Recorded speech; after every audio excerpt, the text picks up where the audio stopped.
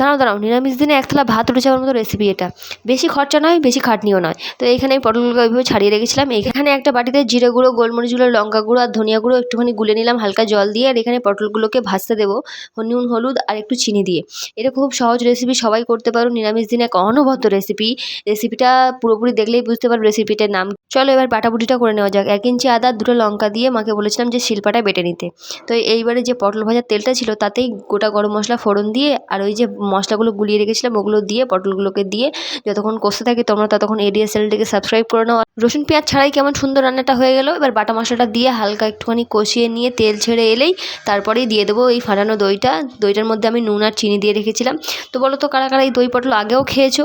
তারা অবশ্যই কমেন্ট বক্সে লিখে জানাবে কেমন লেগেছিল তোমাদের এই দই পটল। অসাধারণ একটা রেসিপি লেগেছে, কারণ এখানে বোঝাই যাচ্ছিল না যে রসুন পেঁয়াজ নেই। তো কেমন লাগলো অবশ্যই জানিও। আজকের মতো টাটা।